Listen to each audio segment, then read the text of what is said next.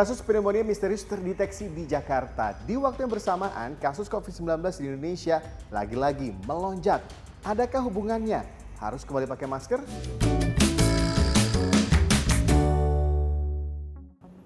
Sedikitnya ada 6 kasus pneumonia misterius yang terdeteksi di Jakarta. Rata-rata dialami oleh anak-anak yang berusia 3 tahun hingga 13 tahun. Sama halnya seperti di Cina, kasus pneumonia khususnya pada anak-anak ini meningkat. Nah, salah satu penyebabnya karena Mycoplasma pneumoniae. Bahkan jumlah pasien rawat inapnya meningkat. Lalu bagaimana dengan Indonesia? Terus ternyata di Cina kan yang ditemukan ada 4 penyebab sebetulnya. Jadi ada karena virus influenza, ada karena virus RSV, ada juga karena virus COVID-19. Dan yang terakhir yang kemudian menjadi hits adalah karena ada nama baru nih dari kuman. Ini bukan virus tapi kuman, namanya Mycoplasma pneumoniae. Ya, dan sebetulnya Mycoplasma pneumoniae ini bukanlah sesuatu penyakit yang baru. Ini sudah lama ada, namun selama ini dari pengalaman dan juga dari laporan-laporan, gejalanya biasanya ringan, sehingga tidak perlu rawat inap. Nah, ini kenapa sampai dirawat? Bisa jadi ada penyakit lain yang mungkin kombinasi. Jadi infeksinya kombinasi, bukan berdiri sendiri. Contohnya bisa jadi COVID juga, influenza juga ditambah Mycoplasma pneumoniae, atau influenza tambah Mycoplasma pneumoniae, atau COVID tambah Mycoplasma pneumoniae.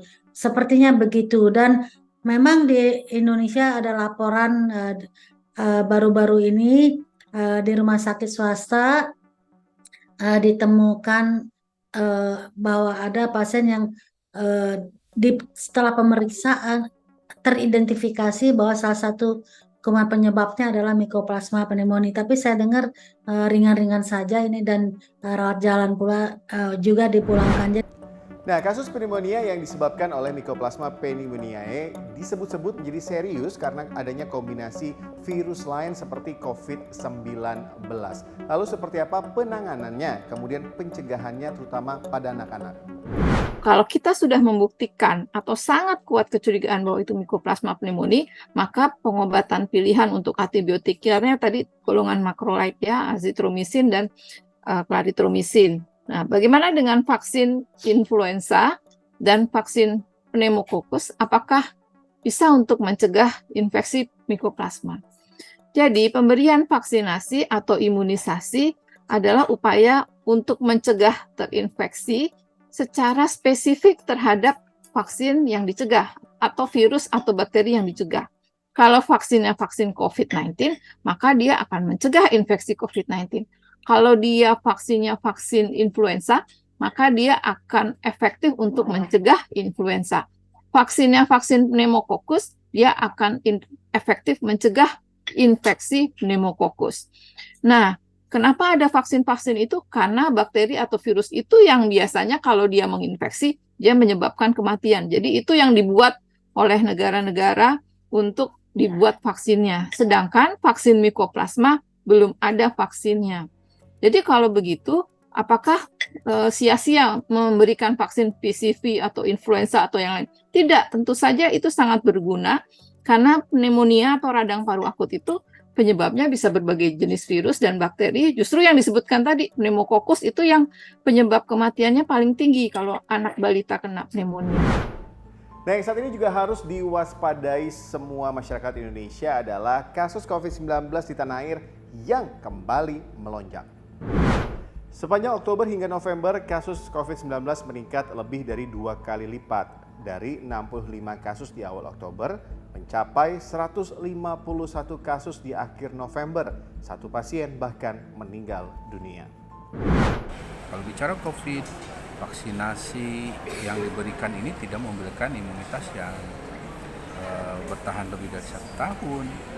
Kemudian juga selain itu adanya populasi rawan dengan lahirnya anak-anak yang juga belum memiliki imunitas, belum eligible untuk vaksinasi misalnya.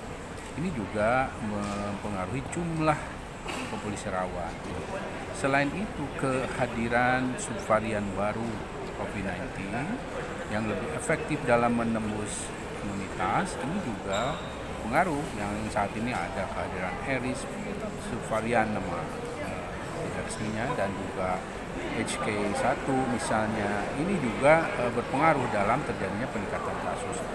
Nah ini yang juga turut berperan. Nah saat ini terjadi pelonggaran, ditambah masa musim liburan, ya, apalagi sebentar lagi Nataru, ya. Nah ini tentu yang akan juga berkontribusi pada peningkatan. Lalu apa langkah pemerintah dan kemudian apa yang harus dilakukan masyarakat untuk menekan laju kasus COVID-19 di Indonesia? Satu, kembali lagi, kita lengkapi vaksinasi kita sampai dengan dosis keempat atau booster kedua. Itu yang pemerintah anjurkan. Kedua adalah menggunakan masker, ya. Kalau kita sakit, batuk pilek, gunakan masker. Ini jadi suatu kewajiban yang kita dorong, ya. Tapi bukan kemudian seperti di situasi pandemi di mana tanggung jawab untuk permasalahan kesehatan itu sepenuhnya di pemerintah. Saat ini tanggung jawab untuk kemudian menjaga diri kita sehat ada pada individu masing-masing. Tapi tentunya himbauan pemerintah harus dipatuhi dan kemudian dijalankan untuk kesehatan dan keselamatan kita bersama.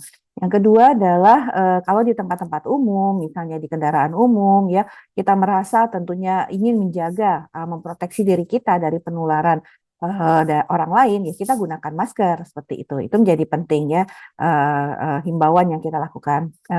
Ketiga, praktek cuci tangan, ya. Karena kalau kita lihat praktek cuci tangan sudah mulai jarang dilakukan oleh masyarakat. Padahal banyak sekali yang bisa dilakukan dengan cuci tangan untuk mencegah penyakit. Dan ingat bahwa menggunakan masker, mencuci tangan itu bukan hanya untuk COVID-19, bahkan untuk pneumonia mikoplasma pun ini juga akan melindungi kita.